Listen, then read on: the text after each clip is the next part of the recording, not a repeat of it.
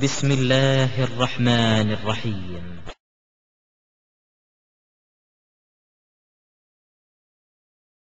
அஸ்ஸலாமு அலைக்கும் வரஹ்மத்துல்லாஹி வபரகாத்துஹு. எல்லாம் வல்ல அல்லாஹ் ஜல்ல ஷானஹு தஆலாவின் நல்லடியார்களே, அல்லாஹ்வுடைய பேரருளால் அவன் நம் மீது கடமையாக சுமத்தி இருக்கக்கூடிய இந்த ஜும்மா தொழுகையை நிறைவு செய்வதற்காக நாம் எல்லாம் ஒன்று கூடியுள்ளோம். அன்பார்ந்த சகோதர சகோதரிகளே, நாம் அமர்ந்திருக்கக்கூடிய இன்றைய நாள் மார்ச் 8 ஒவ்வொரு ஆண்டும் உலகளாவிய அளவிலே மகளிர் தினமாக, பெண்களை மதிக்கக்கூடிய தினமாக போற்றி பெண்களாலும் சமூகத்தில் உள்ள அனைத்து தரப்பு மக்களாலும் கொண்டாடப்பட்டு வருகிறது. இந்த மகளிர் தினம் எடுத்துக்கொண்டால் ஒவ்வொரு நபர்களை சிறப்பிப்பதற்காக ஒவ்வொரு தினங்களை இவர்கள் ஏற்படுத்தி வைத்திருக்கிறார்கள்.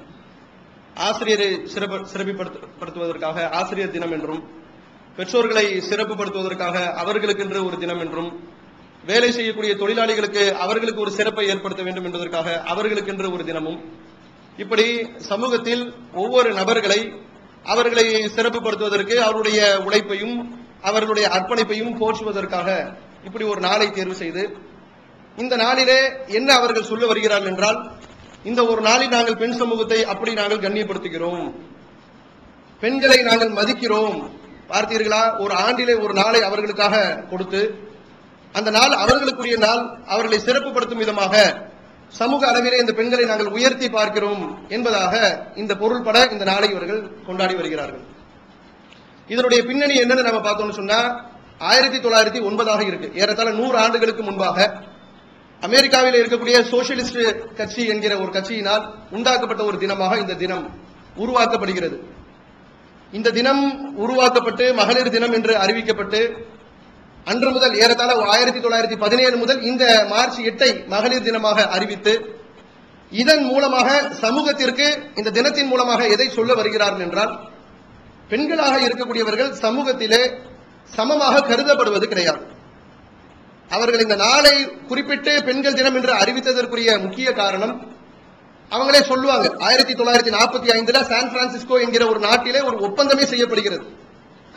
இந்த ஒரு நாள் மகளிர் தினம் என்று அறிவிக்கப்பட்டு, இந்த மகளிர் தினம் எதற்காக என்று சொன்னால், gender equality as a human rights, அதாவது பாலியல் இனமாக இருக்கக்கூடிய ஆணாக இருந்தாலும் பெண்களாக இருந்தாலும் சமமானவர்கள் மனிதன் என்கிற அடிப்படையிலே ஆணும் பெண்ணும் சமம், சமம் என்பதை நாங்கள் அறிவிப்பதற்காகவும், எல்லா வேலை வாய்ப்பு, அரசியல் அனைத்து மட்டங்களிலும் பெண்களாக இருக்கக்கூடியவர்கள் ஆண்களைப் போல அனைத்து துறைகளிலும் பங்களிப்பு பெற வேண்டும் என்பதற்காகவும் நாங்கள் இந்த தினத்தை கொண்டாடி வருகிறோம். அப்போ ஒரு உரிமையை பெற வேண்டும் என்பதற்காக இந்த தினத்தை இவர்கள் கொண்டாடி வருவதாக கூறி வருகிறார்கள்.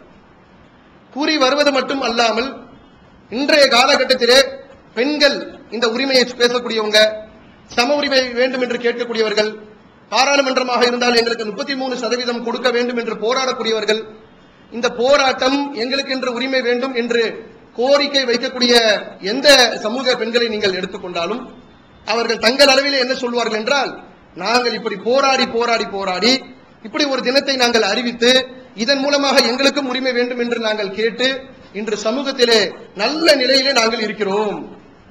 எந்த நிலையில இருக்கிறோம்? எந்த வேலை வாய்ப்பை நீங்கள் எடுத்துக்கொண்டாலும், எந்த அலுவலகத்திற்கு நீங்கள் சென்றாலும் பெண்களை பார்க்கலாம். பள்ளிக்கூடமாக இருந்தாலும் கல்லூரிகளாக இருந்தாலும் ஆண்களுக்கு நிகராக பெண்கள் படிப்பதை பார்க்க முடியும். பெரிய பெரிய உயர் பதவிகளில் முதலமைச்சராக இருந்தாலும் சரி, பிரதமராக இருந்தாலும் சரி, ஜனாதிபதியாக இருந்தாலும் சரி, எல்லா இருக்கையிலுமே பெண்கள் அமரக்கூடிய அளவிற்கு நாங்கள் முன்னேற்றத்தை ஏற்படுத்தி விட்டோம். இதைவிட பெண்களுக்கு என்ன வேண்டும் என்று சொல்லி இந்த ஒரு தினத்தின் மூலமாக தாங்கள் சாதனை படைத்து விட்டதாக, நாங்கள் ஒரு பெரிய இலக்கை அடைந்து விட்டோம், இன்னும் எங்களுக்கு பல கோரிக்கைகள் இருக்கு, இந்த தினத்தின் மூலமாக நாங்கள் பெற்று விடுவோம் என்பது போல பெண்களும் இதன் மூலமாக ஏதோ பெரும் பலனை அடைந்து விட்டதாக அவர்களும் கூறிக்கொண்டிருப்பதையும் நம்ம பார்க்க முடிகிறது. இந்த மகளிர் தினம் என்று கொண்டாடி நாங்கள் எங்களுக்கு வேண்டிய உரிமைகளை பெற்றுவிட்டோம் என்று இவர்கள் சொல்லக்கூடிய இந்த சம உரிமை பேசக்கூடியவர்கள் சமூக அளவில் இந்த பெண் சமுதாயத்தை எப்படி ஆக்கி வைத்திருக்கிறார்கள் என்று சொன்னால், எல்லாத்திலும் சமம் எல்லாத்திலும் சமம் என்று சொல்லி பெண்களை சீரழித்துக் கொண்டுதான் இருக்கிறார்கள். சமூக அளவில் பெண்களுக்கு என்ன பாதுகாப்பு இருக்க வேண்டுமோ, என்ன உரிமை இருக்க வேண்டுமோ, எதில் உரிமை இருக்க வேண்டுமோ அதிலெல்லாம் உரிமை கிடைச்ச மாதிரியே தெரியல. அதிலெல்லாம் எந்த ஒரு பாதுகாப்பையும் அவர்கள் அடைந்து விட்டதாகவே தெரியவில்லை. நாங்கள் சம உரிமை பெற்று விட்டோம் என்று சொல்வது தொழில்துறைகளில் நீங்கள் முன்னேறி இருக்கலாம், பெரிய பெரிய உயர் பதவிகளை நீங்கள் அலங்கரிக்கக்கூடியவர்களாக இருக்கலாம். இது மட்டுமே பெண் சமூகத்தை சமப்படுத்தி விட்டது என்று சொல்லிவிட முடியாது. ஆனால் இன்னொரு புறம் நீங்கள் சமப்படுத்தி விட்டோம் என்று சொல்லுகிறீர்களே, சமுதாயத்துடைய நிலைமை எப்படி இருக்கு நாம் பார்த்தோம் என்று சொன்னால் சீரழிந்து கொண்டிருக்கிறது என்பதற்கு நிதர்சன சான்று நடமாடக்கூடிய பெண்களாகவே இருக்கிறீங்க. ஆண்களுக்கு நிகர் பெண்கள் என்று சொல்லி ஆடைகளில் நீங்கள் சமமானதை கடைபிடிக்கிறீங்க. பெண்கள் ஆபாசமான ஆடை அணிவதை ஒரு பெற்றோர்கள் விரும்பக்கூடியவர்களாக, ஒரு கணவன் தன்னுடைய துணைவி இப்படி இருப்பதை விரும்பக்கூடியவனாக இருக்கக்கூடிய ஒரு மனநிலைக்குத்தான் சமூகத்தை உருவாக்கி இருக்கிறீர்களே தவிர சமுதாயத்தை எதையும் மேம்படுத்தியதாக நமக்கு தெரியல. ஆடை குறைப்பாக இருக்கட்டும், ஆபாசமாக இருக்கட்டும், அழகி போட்டி என்கிற பெயரிலே அவங்களை ஒரு போத பொருளாக நடமாட விடுவதாக இருக்கட்டும், சமுதாய அளவில் நாம் பார்க்கக்கூடிய நேரத்தில் பெண்களுக்கு உரிய பாதுகாப்பு கிடைக்கவே கிடையாது.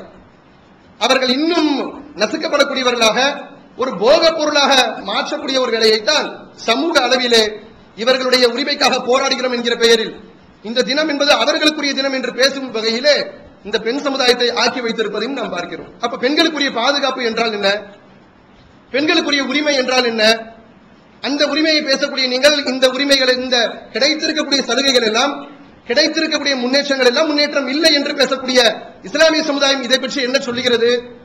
நமக்கு அல்லாஹ் வழங்கியிருக்கக்கூடிய மார்க்கம் இதை பற்றி என்ன சொல்லுகிறான் என்று நாம் பார்க்கக்கூடிய நேரத்தில் உண்மையிலேயே ஒரு பெண்ணின் பாதுகாப்பும், பெண்ணை கண்ணியப்படுத்துவது என்பதும், பெண்ணை எல்லா விதங்களிலும் அவர்களுக்கு உரிய உரிமைகளையும் கடமைகளையும் முழுமையாக நிறைவேற்றக்கூடிய சட்ட திட்டங்கள் நிறைந்த ஒரே மார்க்கமாக இஸ்லாமிய மார்க்கம் மட்டும்தான் இருக்கிறது.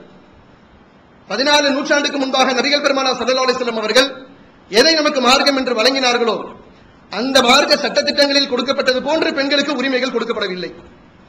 இன்றளவும் சரி, 100 ஆண்டு காலமாக, ஒரு நூற்றாண்டு போராட்டத்திற்கு பிறகு கூட பெண்கள் இன்னைக்கு எந்தெந்த பாதுகாப்பை பெறணுமோ அதை பெறல, என்ன உரிமைகளை பெறணுமோ அதை பெறல.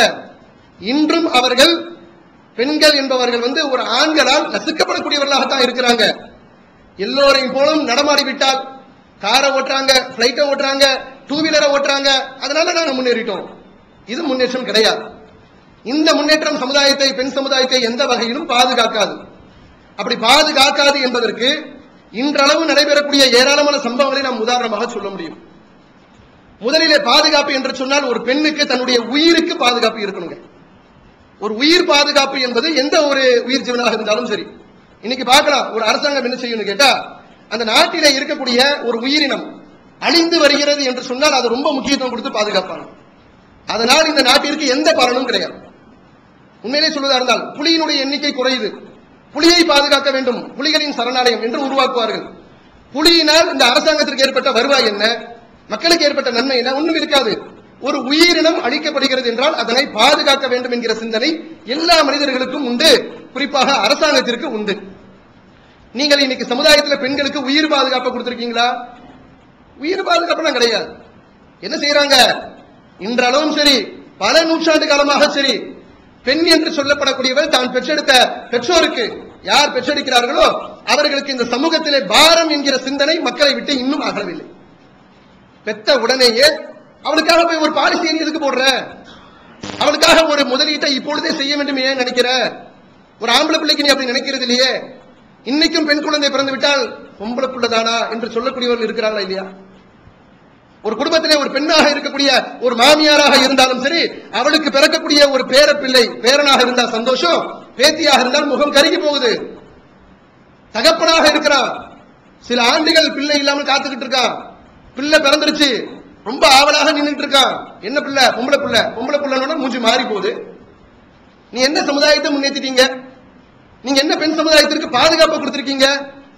கிடைக்க வேண்டிய பாதுகாப்பு என்பது பெண் பிறந்தால் அந்த பெண்ணின் மூலமாக ஆணை விட சந்தோஷப்படக்கூடிய அளவிலே சமுதாயத்தை மாற்றி இருக்கிறீங்களா?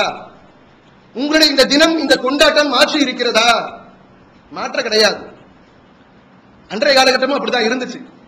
நபிகள் பெருமானார் ஸல்லல்லாஹு அலைஹி வஸல்லம் அவர்கள் எந்த சமூகத்தை சந்தித்தார்களோ அந்த சமூக மக்கள் அப்படிப்பட்ட எண்ணத்துல தான் இருந்தாங்க. அவர்களுக்கு பெண் பிள்ளையே பிடிக்காது. பெண் பிள்ளை பிறந்தால் முகம் கருத்துவிடும். திருமறை குர்ஆனிலே அல்லாஹ் பேசுகிறான். குழந்தை பிறந்தால் கொல்லக்கூடிய நிலைமை, உயிர் பாதுகாப்பு கிடையாது. இன்னைக்கும் எத்தனை செய்திகளை நம்ம பார்க்கிறோம்.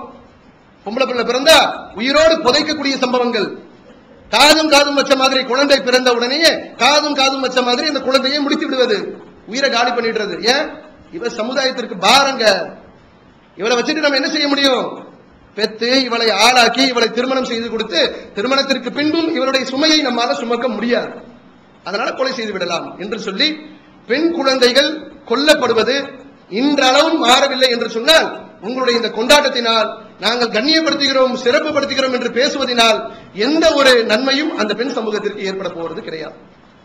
ஆனால் அல்லாஹ் ஜல்ல ஷானஹு தஆலா இந்த பெண்களை எப்படி கண்ணியப்படுத்துறான்னு சொன்னா, பெண் பிள்ளை பிறப்பது என்பது அந்த பெற்றோர்களுக்கு சொல்லப்படக்கூடிய சுப செய்தி என்று அல்லாஹ் திருக்குர்ஆன்ல சொல்றான். ஒரு இறை நம்பிக்கையாளர் நம்பிக்கையின் அடிப்படையில் தான் தன்னுடைய வாழ்க்கையை நடத்துறார். அல்லாஹ் இருக்கிறான் நம்புறார், அல்லாஹ்வை பார்க்க கிடையாது. அல்லாஹ்வுடைய தூதருக்கு இந்த வேதம் கிடைத்தது என்று நம்புறார். கிடைத்ததும் போனதும் வந்ததும் நமக்கு தெரியாது, நம்புறோம், உறுதியாக நம்புறோம், நம்புவதற்கு சான்றுகளை வைத்திருக்கிறோம். அந்த நம்பிக்கையின் அடிப்படையில் ஒரு மூமின் நடக்க வேண்டியது என்னன்னு சொன்னா, எப்படி நடக்க வேண்டும் என்றால், அவர் நம்பணும் பெண் பிள்ளை பிறப்பது என்பது அல்லாஹ் நமக்கு கொடுத்திருக்கக்கூடிய ஒரு சுப செய்தி, ஒரு பாக்கியம் என்று நம்ப வேண்டும் என்ற நம்பிக்கையின் அடிப்படையில் இஸ்லாம் முஸ்லிம்களுக்கு அறிவுரையாக சொல்லுகிறது. ஒட்டுமொத்த மனித குலத்திற்கும் இதை அறிவுரையாக சொல்லுது. குழந்தைய இப்ப கூட பேசினா என்ன சொல்லுவாங்க, அப்படியெல்லாம் பெண் பிள்ளைகளா இப்ப கொள்றது இல்லையே, இப்பெல்லாம் நாகரிகமான கலாச்சாரத்தில் நாங்கள் வாழ்ந்துட்டு இருக்கோம், அப்படியெல்லாம் நாங்கள் செய்யறது இல்லையே என்று சொல்வார்கள். நெல்மணி போட்டு கொள்ளுவதும் அதே போன்று கள்ளிப்பால் ஊற்றி கொள்வது எல்லாம் ரொம்ப இலக்கிய காலத்து கதைங்க, ரொம்ப பழைய சங்கதி. இன்னைக்கு அப்படி நடக்கல. இன்னைக்கு உங்களுக்கு கள்ளிச்செடியே கிடையாது, எங்க போயிட்டு கள்ளிச்செடியை போய் தேடிட்டு இருப்பீங்க. இன்னைக்கு அந்த மாதிரி காரியம் செய்யறது இல்ல. இப்ப டெக்னாலஜி வளர்ந்த பிறகு நீங்க என்ன செய்வீங்கன்னா, உள்ளே வயிற்றுக்குள்ளே பெண் பிள்ளை என்று தெரிந்தால் உள்ளே சமாதி கட்டக்கூடிய விஷயங்கள் நடக்குதா இல்லையா? மருத்துவமனைகள்ல இது தடை செய்யப்பட்டாலும் அரசாங்கம் இதற்கு குற்றவியல் சட்டமாக ஆக்கியிருந்தாலும் சரி, சம்பவங்கள் நடைபெற்றுக் கொண்டுதான் இருக்கிறது. அதை இவர்களால் கட்டுப்படுத்த முடியல. ஆக உயிர் பாதுகாப்பு என்பது பெண் பிள்ளை என்று தெரிந்தால் அதை உயிரோடு புதைப்பதோ கொல்லுவதோ, இது நமக்கு சுமை என்று நினைப்பதோ, அந்த எண்ணங்களும் மாற்றப்படவில்லை, உயிருக்கு உத்தரவாதமும் கொடுக்கப்படவில்லை. திருமறை குர்ஆனிலே சூரத்துல் அன்ஆம் என்கிற அத்தியாயத்தின் 151வது வசனத்தில் அல்லாஹ் நபிகள் பெருமானார் ஸல்லல்லாஹு அலைஹி வஸல்லம் அவர்களை, நீங்கள் மக்களை அழைப்பு கொடுங்க. எதுக்காக அழைப்பு கொடுக்கணும்? வாருங்கள், அல்லாஹ் உங்களுக்கு எதையெல்லாம் தடை செய்திருக்கிறான் என்பதை நான் உங்களுக்கு கூறுகின்றேன். இப்படி மக்களுக்கு அழைப்பு எடுக்க சொல்றாங்க. அழைப்பு கொடுத்து அல்லாஹ் தடை செய்த காரியங்கள் என்று நபிகள் பெருமானார் ஸல்லல்லாஹு அலைஹி வஸல்லம் அவர்கள் பட்டியல் போடக்கூடிய நேரத்தில் முதலாவதாக சொல்றாங்க, அல்லாஹ்வுக்கு இணை கற்பிக்க கூடாது, இது உங்களுக்கு தடை செய்யப்பட்ட ஒன்று. அடுத்ததாக சொல்கிறார்கள், பெற்றோருக்கு நீங்கள் உபகாரம் செய்யணும், நல்ல பணிவிடை நீங்கள் செய்யணும். மூன்றாவதாக சொல்றாங்க, வறுமையின் காரணமாக நீங்கள் உங்களுடைய குழந்தைகளை கொல்லாதீர்கள். வறுமைக்கு பயந்து எந்த பிள்ளையை கொள்ளுவான்? ஆம்பளை பிள்ளையா கொள்ளுவான்? பெண் பிள்ளைகளை கொள்ளுவார்கள். அந்த பிள்ளைகளை ஆளாக்குவதை நினைத்து பயந்து கொலை செய்வார்கள். அல்லாஹ் சொல்றான், தடை செய்யப்பட்ட காரியம் என்று தூதர் அவர்களை மக்களை அழைத்து நீங்கள் அறிவிப்பு செய்யுங்கள். உங்கள் வறுமையின் காரணமாக இதை எப்படி நம்ம ஆளாக்க போறோம், எப்படி செலவு செய்ய போறோம், எப்படி உணவளிக்க போகிறோம் என்று பயந்து குழந்தைகளை கொல்லக்கூடியவர்களா நீங்க? அதை நீங்க செய்யாதீங்க, அது உங்களுக்கு தடை செய்யப்பட்டது. தடை செய்யப்பட்ட காரியத்தை எவன் துணிந்து செய்கிறானோ, எவன் வரம்பு மீறுகிறானோ, அவன் கடுமையான தண்டனைக்கு உள்ளாவான். ஏன் என்று சொன்னால், பெற்றெடுத்த உங்களுக்கும் எதனை நீங்கள் பெற்றெடுத்தீர்களோ அதற்கும் நாமே உணவளிக்கக்கூடியவராக இருக்கிறோம் என்று அல்லாஹ் திருமறை குர்ஆனிலே சொல்லுகிறான். இந்த நம்பிக்கையின் பால் வார்த்தெடுக்கப்பட்ட ஒருவன் பெண் பிள்ளையை சுமை என்று கருதுவானா? இன்றளவும் உங்களால குழந்தைகளை பாதுகாக்க முடியலையே. பெண் பிள்ளைகள் எத்தனையோ பேர் கருவிலே கொல்லப்படக்கூடிய சம்பவங்கள் நடைபெற்றுக் கொண்டுதானே இருக்கு. அந்த பெண் பிள்ளைகளை கொல்லக்கூடியவர்களாக ஒரு நாத்தனாரோ ஒரு மாமியாரோ இருந்து கொண்டுதானே இருக்கிறாங்க. மன அளவில் மாற்றம் இல்லை, உயிரளவிலும் பாதுகாப்பு கிடையாது. ஆனால் உங்களுடைய கொண்டாட்டம் பெண்களை கண்ணியப்படுத்துகிறது, நாங்கள் ரொம்ப சிறப்புப்படுத்துகிறோம் என்று பேசிக் கொண்டிருக்கீங்க. அடுத்தது பெண்களுடைய உரிமையை எடுத்துக்கொண்டோம் என்று சொன்னார். எல்லாருடைய மனநிலை எப்படி இருக்குன்னு கேட்டா, ஒரு ஆணாக இருந்தாலும் பெண்ணாக இருந்தாலும் ஆண்களாக இருக்கக்கூடியவர்களுக்கு எல்லா ரைட்ஸும் உண்டுங்க, என்ன வேணாலும் செய்யலாம். ஒரு பெண் என்று சொன்னால் அந்த பெண்ணுக்கு அடிப்படை உரிமைகள் கூட சமுதாயத்தில் கொடுக்கப்படாது. இது மாதிரியான ஒரு கட்டமைப்பிலேயே சமுதாயம் அப்படியே வளர்ந்து போயிட்டு இருக்கு. இன்றளவும் சரிங்க, சமமா நடக்க முடியும். ஆம்பளை மாதிரியே ட்ரெஸ் போட்டுட்டு ஆம்பளை மாதிரியே டூ வீலர்ல போயிட்டு நாங்கள் இறங்குறோம் போறோம் வரோம், நீ 30,000 சம்பாதிக்கிறேன் நான் 40,000 சம்பாதிக்கிறேன் என்று பெருமை பேசிக் கொண்டு இருந்தாலும் உரிமை என்பது இதை கொண்டு அமைவது கிடையாது, இதை மட்டும் வைத்து தீர்மானிப்பது கிடையாது. அப்ப உரிமை எதை கொண்டு தீர்மானிக்கணும்? ஒரு பெண் என்று சொன்னால் அவளுடைய பருவ மாற்றம் ஏற்பட்ட பிறகு அவளுக்கு திருமணம் என்கிற ஒரு பந்தம், இந்த திருமணம் என்கிற பந்தத்தின் மூலமாக ஒரு உறவு அவளுக்கு ஏற்படுகிறது. இதுதான் அவளுக்கு நிலைத்து இருக்கக்கூடிய உலகம் இந்த உலக வாழ்க்கையில. பாப்பாவோ உமாவோ கூட பிறந்தவங்களோ ஒரு பெண்ணுக்கு கடைசி காலகட்டம் வர வரைக்கும் வரமாட்டாங்க. அவளுக்கு ஒரு பந்தம் என்று அல்லாஹ் ஏற்படுத்தி இருப்பது திருமணம் என்கிற உறவின் மூலமாக ஒரு ஆண் துணையை கணவனாக கொடுத்து ஒரு ஒப்பந்தம் செய்து பெண்ணை பெற்றெடுத்தவர்கள் பொறுப்பாளராக இருந்து ஒப்படைக்கணும். இது மற்ற சமுதாயத்திலும் இருக்கு. கல்யாணம் என்று பேசணும்னா இஸ்லாத்துல மட்டும்தான் கல்யாணம் இருக்கா? வேற சமுதாயத்தில் நாங்களும் கல்யாணமே செய்யறது இல்லையா? வேற சமுதாயத்தில் ஒப்பந்தமே போடுறது இல்லையான்னு கேட்பாங்க. ஒப்பந்தம் எல்லாம் வச்சிருக்கீங்க, திருமணத்தை நடத்துறீங்க. ஆனால் பெண்ணுக்குரிய உரிமை என்று சொல்லப்பட வேண்டும் என்றால் அவள் இந்த திருமணத்தின் மூலமாக நாம் இந்த சமூகத்திலே கண்ணியமான ஒரு படைப்பாக படைக்கப்பட்டிருக்கிறோம் என்கிற ஒரு உணர்வோடு அந்த உறவுக்குள்ள நுழைய முடியுமா? இல்ல ஒரு கொத்தடிமை உணர்வோடு நுழைய முடியுமா? என்ன பெருசா படித்திருந்தாலும், என்ன பெரிய சம்பளம் வாங்கக்கூடிய ஒரு பெண்ணாக இருந்தாலும், இன்னைக்கு ஒரு சமுதாயத்தில் கல்யாணம் செய்ய வேண்டும் என்றால் அவன் தன்னுடைய வசதிக்கு ஏற்ப வரதட்சணையை கொடுக்குறீங்க. கஷ்டப்படக்கூடியவன் ஊரெல்லாம் கையேந்திரான், அவ்வளவுதான். வசதி படைத்தவர்கள் இருக்கின்ற செல்வத்தை நல்ல தாராளமாக செலவழித்து ஒரு கல்யாணத்துக்கு 30, 40, 50 லட்சம் ரூபாய் செலவழித்து நீங்க திருமணத்தை நடத்தி வைக்கிறீங்க. இது சமுதாயத்தில் பெண்களை பெருசா பாதுகாக்குதுன்னு நினைக்கிறீங்க. அந்த பெண்ணுக்குரிய எல்லா உரிமைகளும் இந்த திருமணத்தின் மூலமாக கிடைத்து விட்டதாக நீங்க நம்புறீங்க. அப்படி கிடையாது. இஸ்லாம் என்ன சொல்லுதுன்னு கேட்டா, இந்த திருமணம் என்பதுல பெண்களுக்கு என்று ஏராளமான உரிமைகள் கொடுக்கப்பட்டிருக்கு. முதல் உரிமை, சந்தையில போய் பொருள் வாங்குவது போன்று பெண்கள் கிடையாது. இன்னைக்கு நடத்தப்படுறாங்க. ஒரு பெண் திருமணம் செய்ய வேண்டும் என்றால் ஒரு ஆணாக இருந்தாலும் 100 பொம்பளை போய் பார்ப்பான். அந்த போட்டோ பார்ப்பான், நெட்ல பார்ப்பான், அந்த திருமணம் செய்வதற்கு உண்டான இணையதளங்களை போய் பார்ப்பான், வீடு வீடா ஏறுவான், இறங்குவான், இப்படி எல்லாம் செய்யலாம். ஒரு பெண்ணுக்கு இந்த சாய்ஸ் எல்லாம் கிடையாதுங்க. தனக்கென்று ஒரு விருப்பம் இருக்குமே, அவனுடைய மனசுலயே ஆசை இருக்குமே. இந்த உரிமைகள் சமுதாயத்தில் கொடுக்கப்பட்டிருக்கா? நீங்க வளர்ந்து நிக்கிறீங்க, கை நிறைய சம்பாதிக்கிறீங்க. ஒரு பெண்ணின் உரிமை என்று சொன்னால் உன்னுடைய இந்த முக்கியமான உறவின் மூலமாக உனக்கு கிடைக்கணும். நபிகள் பெருமானார் ஸல்லல்லாஹு அலைஹி வஸல்லம் அவங்க சொல்றாங்க, ஒரு பெண்ணின் சம்மதம் இல்லாமல் செய்யப்பட்ட திருமணத்தை ரத்து செய்வேன்றாங்க. அவளுக்கு இந்த திருமணம் என்கிற பந்தத்துல உரிமை உண்டு. அவ தீர்மானிப்பா. அவ சந்த கடையில விற்கக்கூடிய பொருள் கிடையாது. அவள் மனசுக்கு தன் பார்க்கக்கூடிய கணவனை விரும்பினால் தான் திருமணம் செய்ய முடியும். வலுக்கட்டாயப்படுத்தி திருமணம் செய்ய முடியாது. எதுவும் கேட்காமல் அவருடைய விருப்பத்தை தெரிந்து கொள்ளாமல் திருமணம் செய்வதை நபிகள் பெருமானார் ஸல்லல்லாஹு அலைஹி வஸல்லம் அவங்க தடுக்கிறாங்க.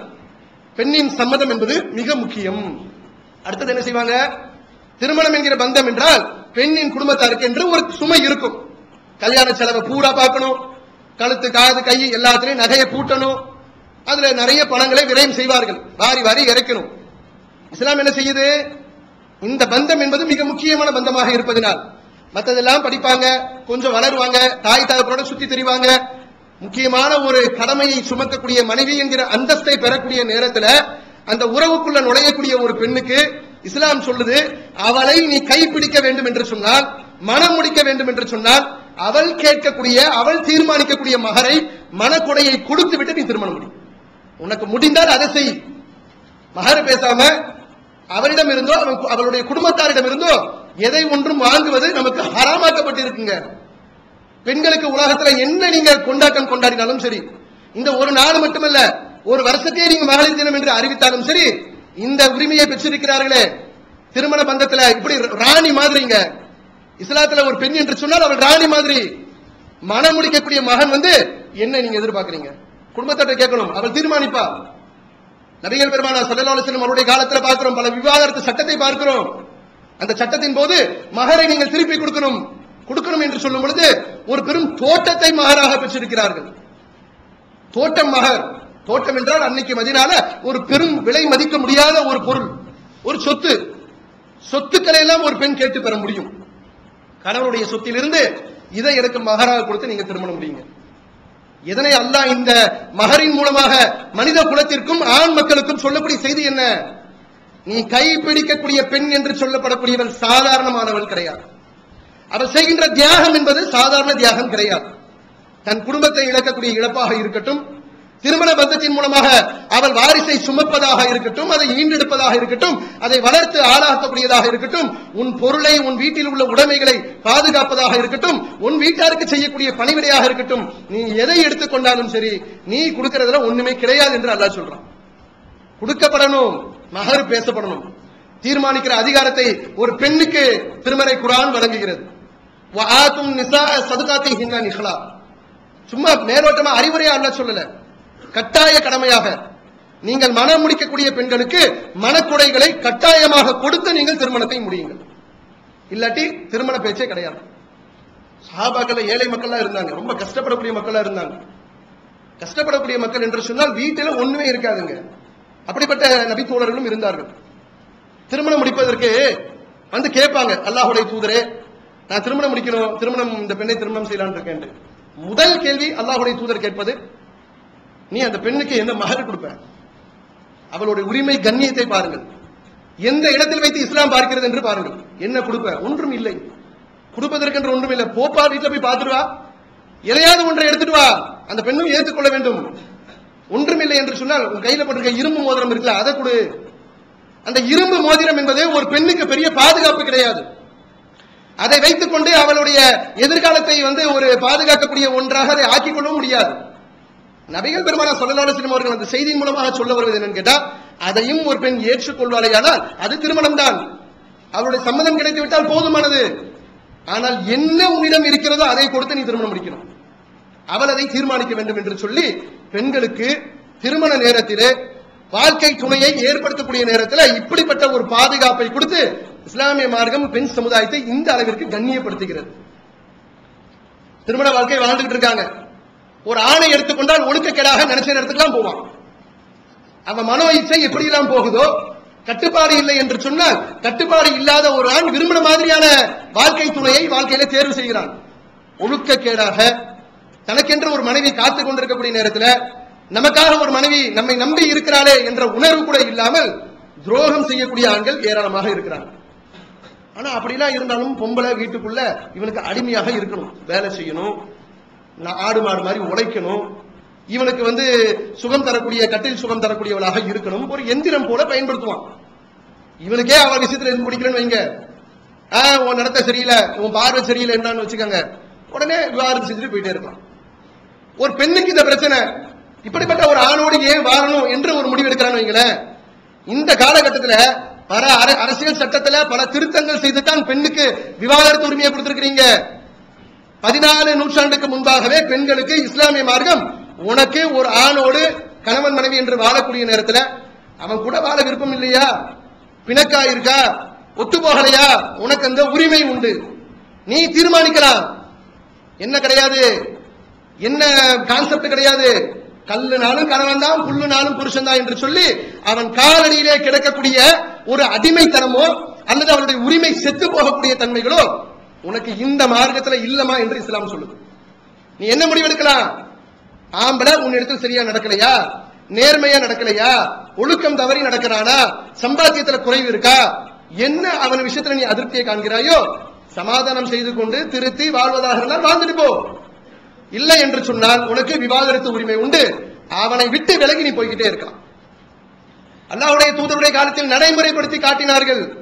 இன்றளவும் நம்முடைய சமுதாயத்தில் பெண்கள் கண்ணியமாக வாழ பிடிக்கலை என்று சொன்னால், சமரசம் நடக்குது, சமரசம் ஒத்துப்போகவில்லை என்று சொன்னால் அழகான முறையில் விடுபட்டு அவள் இந்த வாழ்க்கையில போயிட்டு கைதி மாதிரி மாட்டிக்கிட்டு அவன் காலடியிலே கடந்து நாளைக்கு அவன் செய்யக்கூடிய கொடுமைகள் எல்லாம் அனுபவிச்சுக்கிட்டு சனியனை ஒழிச்சுக்கிட்டதுக்கு என்ன செய்யறதுன்ட்டு மண்ணெண்ணை ஊற்றி கொளுத்துறான் பாருங்க. இந்த நிலைமை இந்த சமுதாயத்தில் கிடையாது. உனக்கு பிடிக்கவில்லை என்று சொன்னால் நீ விலகி போய்கிட்டே இருக்கலாம். அதற்கென்று முறையிட்டு விவாகரத்தை நீ பெறலாம்.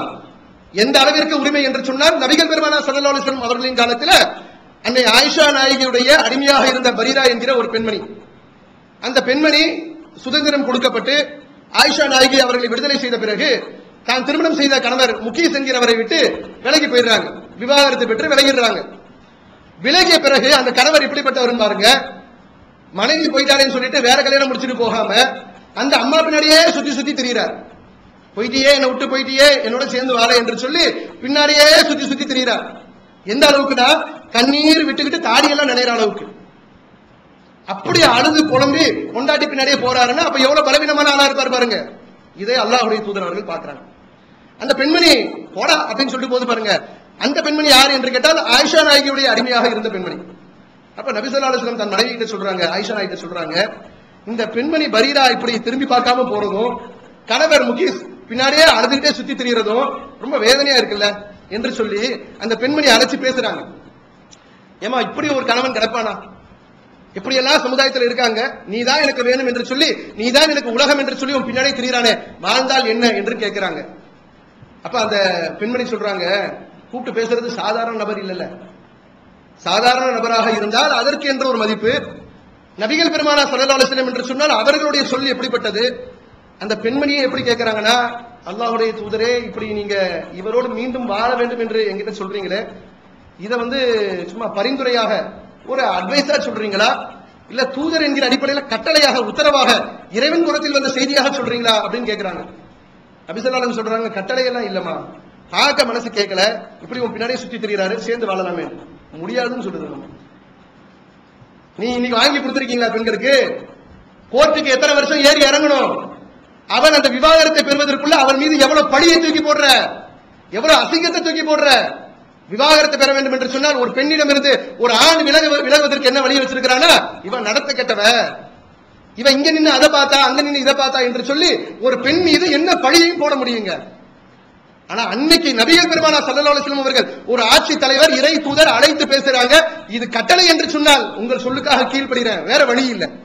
இறை உத்தரவு சமயூனா வ அதானா, செவியேற்றால் கட்டுப்படணும், மறுக்க முடியாது. ஆனால் பரிந்துரை என்று சொன்னால் எனக்கு உண்டான ரைட்ஸை நான் விட்டுக் கொடுக்க மாட்டேன், என் மனசு ஒத்து போகல, வாழ பிடிக்கல, நான் விலகி போறேன்னு போறேன். இந்த உரிமையை நீங்க இந்த 21வது நூற்றாண்டுல வாங்கி கொடுத்தீங்களா, கொண்டாடுறீங்களே, பெருமையா பேசுறீங்களே. இன்னைக்கு ஏர் இந்தியா விமானத்துல பயணம் செய்யக்கூடிய பயணிகள் பெண் பயணிகளாக இருந்தா பரிசுகளை கொடுப்பாங்களா, ஓட்டுற பயணி யாருன்னு பார்த்தா 3 விசேஷமான விமானத்துல, நியூயார்க்கு, லண்டனு, சிங்கப்பூர், இந்த 3 ஊர்களுக்கு செல்லக்கூடிய விமானங்கள்ல ஓட்டக்கூடிய விமானி யாரா இருப்பான்னு பார்த்தா பெண்மணியா இருப்பாங்களா. பணி செய்யக்கூடிய அத்தனை பேரும் பெண்களா. ஒரு நாள் டியூட்டி போட்டா என்ன நன்மை, அவள் தன்னுடைய வாழ்க்கையில சமூகத்திலே எது பாதுகாப்போ எது உரிமையோ அது அவளுக்கு கிடைக்கவில்லை. புருஷன் செத்து போனா விவாகரத்துக்கே இந்த நிலைமை, புருஷன் செத்து போனா தூக்கி நெருப்புல போட்டீங்களே, காட்டு மிராண்டி உலகமாக இந்த நூற்றாண்டு 21ஆம் நூற்றாண்டு இருந்ததே. ஏன் புருஷன் போயிட்டானா உனக்கு என்ன இந்த உலகத்துல வேலை, போடி நீயும் செத்துப்போ என்று ஒரு பெண்ணை மனிதனாக இல்ல ஒரு உயிரா கூட பார்க்கலங்க. இப்படித்தான் கான்செப்ட் இருந்தது. கொஞ்சம் மனசாட்சி உள்ள என்ன செய்வான் தெரியுமா, நெருப்புல தூக்கி போடுறதுலாம் ரொம்ப கொடூரமா இருக்கப்பா, அதையெல்லாம் செய்ய வேணாம். அப்ப என்ன பண்ணலாம், அவளை ஒரு அலங்கோல தோற்றத்தில் மாற்றி, நிறைய சமுதாயத்தில் இன்னைக்கும் இருக்குங்க, புருஷன் செத்து போயிட்டான்னு சொன்னா அலங்கோல தோற்றம், எந்த ஆணுக்கும் அவனுடைய கண்ணுக்கு அவள் ஈர்க்கப்படக்கூடியவளாக இருக்கக்கூடாது. முடிய மலிச்சு ஒரு வித்தியாசமான ஆடை அணிஞ்சு அவளை பார்த்தாலே கன்றாவியாக இருக்கக்கூடிய அளவுக்கு தோற்றத்தை மாற்றி சமுதாயத்தில் நடமாட விடுவாங்க. நடமாட விட்டா கூட எப்படி தெரியுமா, நல்ல காரியம் நடக்கக்கூடிய நேரத்தில் அவ எதிர்க்க வந்தா பீட சனியம் போற, நல்ல காரியம் போற யாரு சொல்லுவா, பக்கத்து வீட்டுக்காரனோ இல்ல தூரத்துல பக்கத்து தெருக்காரனோ இல்ல, பெத்தெடுத்தவன் கூட பிறந்தவன் சொல்லுவான், நல்ல காரியத்துக்காக போயிட்டு இருக்கிறோம், அபசகுணமா வந்து நிக்கிறான். அல்லாஹ் திருமறை குர்ஆனில் இந்த சமுதாயத்தை பெண்களை எப்படி கண்ணியப்படுத்துறான் என்று சொன்னால், கணவனை நீ இழந்து விட்டால் 4 மாதம் 10 நாள் காத்திரு, ஒரு காலக்கெடு உனக்கு. இதா என்கிற காலக்கெடு, உன் வயிற்றிலே என்ன இருக்கிறது என்பது தெரியாது. புருஷன் இறந்து போயிட்டா ஒரு காலக்கெடு வரை நீ காத்திரு, அந்த காலக்கெடு முடிந்த பிறகு நீ விரும்பிய வாழ்க்கையை தேர்வு செய்து கொள்ளலாம். ஒரு ஆணை திருமணம் செய்து கொள்ளலாம், அது உனக்கு உண்டான உரிமை, உன்னுடைய விருப்பம். உன் உணர்வுகளை சாகடிக்கக்கூடிய ஒரு காரியத்தை இஸ்லாம் செய்யாது. ஆம்பளைக்கு மட்டும்தான் உணர்வா, ஆம்பளைக்கு மட்டும்தான் அந்த தேவைகள் இருக்குமா, பெண்களுக்கு துணை தேவை இல்லையா? விபத்தாக இறந்து போய் திருமணம் முடிந்துங்க அன்றைய நாளே விபத்துல இறந்து போவாங்க. கல்யாணம் முடிஞ்சு மண்டபத்துல இருந்து வீட்டுக்கு வரும்போது மாப்பிள்ளை இறந்து போயிட்டாரு, தாரியெல்லாம் கட்டிட்டாரு, சாப்பாடுலாம் முடிஞ்சு போச்சு, திடீர்னு தீ விபத்துல ஏற்படும், இறந்து போயிட்டாரு, அத்தோட அவளுக்கு எல்லாமே முடிஞ்சு போச்சு.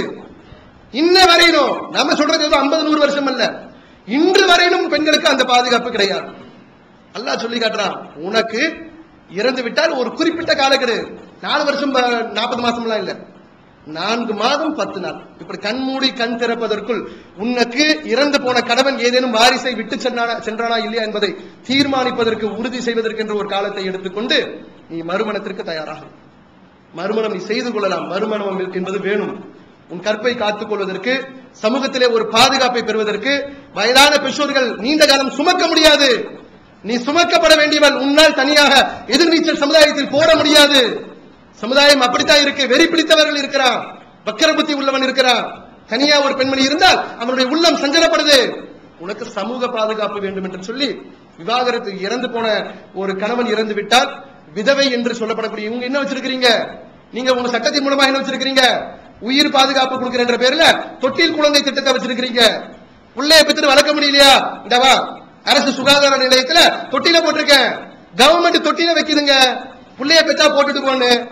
ஒரு வருஷத்திற்கு சில மாவட்டங்களில் நடைமுறைப்படுத்தக்கூடிய திட்டத்தின் மூலமாக ஏறத்தாழ 900 முதல் 1000 குழந்தை வந்து விழுவுதான். பெருமையா சொல்றேன். இப்போ சராசரி பெண்ணுடைய உயிர் பிழைப்பு சராசரி கூடியிருக்கிறது. ஒரு 2% கூடியிருக்குன்னு சொல்லிட்டு மாவட்ட ஆட்சியாளர் சொல்றாரு. தொட்டில் குழந்தை திட்டம் வேண்டாம், விதவை மறுவாழ்வு திட்டம். விதவை என்று சொன்னால் விதவை பென்ஷன். பென்ஷனை கொடுக்கிற எத்தனை வருஷத்துக்கு அந்த பென்ஷனை வைத்த கழுவும், சமூகத்தில் பாதுகாப்பு கொடுக்கும். அப்ப அந்த அங்கீகாரம் எல்லாம் பெண்ணுக்கு இல்லை என்று சொல்லி முடக்கி வைத்துக் கொண்டு சொத்துரிமை உட்படங்க இஸ்லாம் எப்படிப்பட்ட மார்க்கம் பாருங்க. தகப்பன் சொத்து பெண் மக்களுக்கு கிடையாது. இன்றும் இருக்க எத்தனை சமூகத்துல வாயிரம் பேசக்கூடாது, பொம்பளை பிள்ளை நீ சும்மா இருக்கணும், ஆம்பளை தாண்டி எல்லாத்துக்கும் வருவா, நீ யாரு கல்யாணம் முடிச்சு கொடுத்துருவா, நீ போய் தொலை என்று சொல்லும் பொழுது ஆணில் பாதி பெண்ணுக்கு உண்டு. ஒரு ஆம்பளைக்கு 5 கோடி போகுதுன்னு சொன்னா 2.5 கோடியை பெண்ணுக்கு கொடுக்கணும். அவ கேட்டு பெறுவா. கொடுக்கலன்னு சொன்னா சட்டையை பிடிப்பா, ஜமாத்துல முறையிடுவா, கோர்ட்டுக்கு போவா, கொடுத்துதான் ஆகணும். அப்பம் பெத்தானா ஆம்பளை மட்டும் தான் பிள்ளையா, பொம்பளை பிள்ளை இல்லையா என்று கண்ணியப்படுத்தக்கூடிய மார்க்கம் எந்த மார்க்கம்? என்று அந்த பெண்களுக்குரிய உரிமைகளை முழுமையாக வழங்கி இருக்கக்கூடிய மார்க்கம் எந்த மார்க்கம்? பாதுகாப்பு கொடுக்கப்பட்ட மார்க்கம் எந்த மார்க்கம்? புர்கா போட்டு அடிமைத்தனம் பண்றாங்க, தலாக் தலாக் தலாக் என்று சொல்லிட்டு போறாங்க. எங்க சொல்றான் தலாக் தலாக் என்று? தலாக் தலாக் சொன்ன அப்படியே விட்டுறோமா? நம்ம சமுதாயத்தில் அப்படி விட்டுட்டு ஓட முடியுமா? கொடுத்துட்டு போடா, இழப்பீட கொடுத்துட்டு போடா, அவருடைய லட்சங்களை வச்சுட்டு போடா, அவருடைய எதிர்கால பாதுகாப்புக்கு பணத்தை வச்சுட்டு வெளியேறு என்று சொல்லி அனைத்து வகையிலும் பாதுகாப்பை வழங்கி இருக்கக்கூடிய இந்த இஸ்லாமிய மார்க்கம் இருக்கு. இந்த பெண்ணுக்கு வழங்கப்பட்டிருக்கக்கூடிய கண்ணியமும் பாதுகாப்பும் ஒரு சுப செய்தி என்று அல்லாஹ் திருமறை குர்ஆனில் சிலாகித்து சொல்லும் அளவிற்கு மூமின்களுக்கு முன்மாதிரி என்று சொல்லும் பொழுது கூட 2 பெண்மணிகளை, நபி ஈசா அலைஹிஸ்ஸலாமுடைய தாயார் மரியம் அலைஹிஸ்ஸலாம் அவர்களையும் ஃபிரௌனுடைய துணைவியாக இருந்து சத்தியத்திற்காக அனைத்தையும் இழந்த ஆசியா அலைஹிஸ்ஸலாம் அவர்களையும் எடுத்துக்காட்டும் அளவிற்கு இந்த மார்க்கம் இந்த சமுதாயத்தை பாதுகாத்தது போன்று கண்ணியப்படுத்தியது போன்று வேற எந்த வழிமுறைகளிலும் எந்த ஒரு நாளை கொண்டாடினாலும் அவர்களுக்கென்று சம உரிமை என்று கத்துவதினாலும் சரி இந்த சமுதாயத்திற்கு பாதுகாப்பு இல்லை, உரிமைகள் இல்லை என்பதை புரிந்து கொள்ள வேண்டும். இது அல்லாஹ்வுடைய மார்க்கம் என்பதற்கு இது ஒரு சிறந்த அத்தாட்சியாக எடுத்துக்காட்டாக இருக்கிறது என்று கூறி முதல் உரையை நிறைவு செய்கிறேன். அல்ஹம்துலில்லாஹி ரப்பில் ஆலமீன். அன்பார்ந்த சகோதர சகோதரிகளே, இந்த பெண் சமுதாயத்தினுடைய பாதுகாப்பு உரிமைகளை பற்றி பேசக்கூடிய நேரத்தில் இன்று அளவில் இப்ப சமூக அளவிலே சமீப காலமாக நடைபெற்று பெண்களுக்கு எதிராக நடைபெறக்கூடிய இந்த பாலியல் வன்கொடுமைகள், இந்த கொடுமைகளை என்னென்னமோ சட்டம் போடுறான், என்னென்னமோ உட்கார்ந்து ஆலோசனை பண்றாங்க, மஷூரா பண்றாங்க, என்ன திருத்தம் செய்தாலும் அதை தடுக்க முடியல. தொடர்ந்து பெண்கள் கொல்லப்படுவதும் அவர்கள் மீது ஆசிட் ஊற்றப்படுவதும் பாலியல் தொல்லைக்கு ஆளாகக்கூடிய பெண்கள் சிலர் வெளியே சொல்வதும் வெளியே சொல்லாத பெண்கள் இன்றளவும் அவதிப்பட்டு வருவதையும் நாம் பார்த்துக் கொண்டிருக்கிறோம். ஆனால் அல்லாஹ் எப்படிப்பட்ட பாதுகாப்பை பெண்களுக்கு வழங்கியிருக்கிறான்னு சொன்னா, ஒரு பெண்ணின் மீது கற்பொழுக்கம் மிக்க ஒரு பெண் மீது கையை பிடிக்கிறது இல்லைங்க, விபச்சாரம் செய்யறது இல்ல. விபச்சாரம் செய்தால் அதற்கு மரண தண்டனை, கற்பழித்தால் மரண தண்டனை, உயிரை எடுத்தால் அந்த உயிருக்கு உயிர் தான் அதற்குரிய தண்டனை என்று தீர்ப்பளிக்கக்கூடிய அல்லாஹ் எந்த அளவுக்கு என்று சொன்னால், ஒரு கற்பொழுக்கம் மிக்க ஒரு பெண் மீது அவதூறு சொல்லை கூட தூக்கி எறியக்கூடாது. எவ்வளவு ஒரு கண்ணியமான ஒரு சமூகத்தை அல்லாஹ் உருவாக்க நினைக்கிறானா, எந்த அளவிற்கு பெண்களை கண்ணியப்படுத்தும் விதமாக அல்லாஹ் நடத்த பார்க்கிறானா, எந்த அளவிற்கு பாதுகாப்பை அல்லாஹ் வழங்க நினைக்கிறான்னு சொன்னா, ஒரு கற்பொழுக்கம் மிக்க பெண் மீது கண்டவன் பேசிட்டு போறான். இன்னைக்கு புருஷன் பொண்டாட்டி மீது அவதூறு சொல்றான், என்னென்ன சொன்னாலும் எல்லாத்தையும் சமூகம் நம்புகிறது. அல்லாஹ் சொல்றான், 4 சாட்சிகளை கொண்டு நிரூபணம் செய்யப்படவில்லை என்று சொன்னால் அவன் 100 கசையடி அடிக்கப்படணும். ஒழுக்கமிக்க ஒரு பெண் மீது உனக்கு அவதூறு சொல்ல உனக்கு நாக்கு துணிதா? உனக்கு நீ பாட்டுக்கு பேசிட்டு போயிட்டு அந்த பெண்ணுடைய எதிர்காலத்தை நசுக்க பார்க்கிறியா என்று சொல்லி அல்லாஹ் என்ன செய்யறான்? தொடுவதை இல்ல, பார்ப்பதை இல்ல, ஒரு சொல் மேல விடுவதை கூட அனுமதிக்கல. சாட்சிகளை கொண்டு நீங்கள் நிரூபணம் செய்யவில்லை என்றால் 100 கசையடி நீங்கள் அடிக்கப்படணும். அவனுடைய சாட்சி எக்காலத்திலும் ஏற்கப்படக்கூடாது. வேற எந்த பிரச்சனையிலும் சரி, நான் சாட்சி சொல்றியா, உன் சாட்சி ஏற்கப்படாதா? ஏன்? ஒரு கற்பொழுக்க பெண் மீது நீ அவதூறு சொன்னவன் போட வெளியில என்று துரத்தணும். ஒரு முஸ்லீம் இப்படிதான் நடைமுறை வைத்துக் கொள்ள வேண்டுமா? பொய் சொல்லக்கூடிய அவதூறு சொல்லக்கூடிய ஒரு பெண்ணை களங்கப்படுத்தக்கூடியவனாக இருந்தால் அவன் தகுதியற்றவன், எக்காலத்திலும் சாட்சி சொல்வதற்கு தகுதியற்றவன். எவன் திருந்தி தௌபா செய்து அச்செயலை விட்டு வெளியே வருகிறானோ அவனை தவிர என்று ஒரு சலுகை மட்டும் அல்லாஹ் கொடுக்கிறான். ஆனா 100 கசையடி என்பது, தோலை உரித்தெடுப்பது என்பது சட்டம் தான். நபி ஸல்லல்லாஹு அலைஹி வஸல்லம் அவர்கள் பாதுகாப்பை பெண்களுக்கு கொடுத்தாங்க. எந்த அளவுக்குன்னா, ஒரு சந்தர்ப்பத்தில் சொல்றாங்க, யமன் நாட்டில் இருக்கக்கூடிய சனா என்கிற பகுதியிலிருந்து ஹலரமௌத் என்கிற பகுதி வரையிலும் ஒரு பெண்மணி தன்னந்தனியாக எவனுக்கும் பயப்படாமல், தன்னுடைய கற்புக்கோ தன்னுடைய உடைமைக்கோ எதற்கும் பயப்படாமல் தன்னந்தனியாக பயணம் செய்து வருவாள். அல்லாஹ்வை தவிர அந்த வழியிலே எவனுக்கும் பயப்பட மாட்டான். எவனும் நெருங்க முடியாது. தொட்டால் முடிஞ்சு போச்சு. சட்டம் அப்படி இருக்கணும். பெண்களுக்குரிய பாதுகாப்பு என்று சொன்னால் சட்டம் அப்படி இருக்கணும். அல்லாஹ்வுடைய தூதர் ஸல்லல்லாஹு அலைஹி வஸல்லம் அவர்களின் காலத்திற்கு பிறகு ரசூல் ஸல்லல்லாஹு அலைஹி வஸல்லம் வாழும்போது இதை சொல்றாங்க. பிற்காலத்திலே சொல்லப்படுது எப்படி தெரியுமா? இப்படி அல்லாஹ்வின் தூதர் அவர்கள் சொன்னார்கள், பெண்களுக்கு இப்படிப்பட்ட ஒரு பாதுகாப்பு கிடைக்கப்பெற வேண்டும் என்று சொன்னார்கள். அப்படி ஒரு காலம் வரும் என்று சொன்னார்கள். நான் கண்ணால் பார்த்தேன். அந்த ரிவாயத்தை அறிவிக்கக்கூடிய அந்த நபித்தோழர் சொல்றாங்க, நான் கண்ணால் பார்த்தேன். ஹிரா என்கிற ஒரு பகுதியில் இருந்து ஹரம் வரை ஒரு பெண்மணி ஒட்டக சிவிகையின் மீது அமர்ந்து வருகிறாள்.